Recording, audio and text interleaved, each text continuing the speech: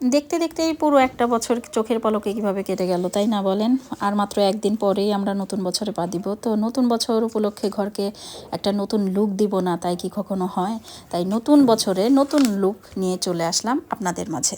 কিন্তু চিন্তা করে দেখেন, ঘর কিন্তু আগের মতোই আছে। এখানে অনেক কিছু শেখার আছে, তাই না? নতুন আমরা চাইলেই সব কিছু নতুন করে তুলতে পারি না, কিন্তু পুরাণকে নতুন করে তুলতে পারি।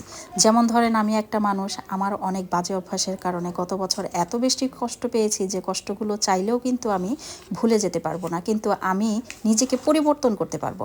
আমি নিজেকে নিয়ন্ত্রণ করে নিজের সেই বাজে অভ্যাসগুলো থেকে ঝেড়ে ফেলে নিজেকে নতুনভাবে আবিষ্কার করতে পারবো, যেন নতুন বছরে আমার পুরনো স্বভাবের কারণে নতুন করে কষ্ট পেতে না হয়। আবার ধরেন, পুরনো বছর আপনাকে যে বা যারা আপনাকে কষ্ট দিয়েছে, আপনি হয়তো তাদের জীবন থেকে সরিয়ে ফেলতে পারবেন না, কিন্তু এতটুকু করতে পারবেন, নতুন বছরে সেই মানুষগুলোর কাছ থেকে শিক্ষা নিয়ে এবং সেই আঘাত থেকে শিক্ষা নিয়ে আপনি তাদের কাছ থেকে দূরে সরে যেতে পারবেন, যেন নতুন বছরে নতুন করে আবার আপনাকে কষ্ট কেউ না দিতে পারে, আপনাকে ভেঙে চুরে ফেলতে না পারে। নিজেকে বেশি শক্ত করে তুলুন, যেন পুরনো বছর আঘাতগুলো আপনাকে ছুঁতেও না পারে। তো কথা বলতে বলতে আমি আমার ঘরটাকে সুন্দরভাবে গুছিয়ে নিয়েছি। কেমন হলো প্লিজ কমেন্টে সবাই জানাবেন। আল্লাহ হাফেজ।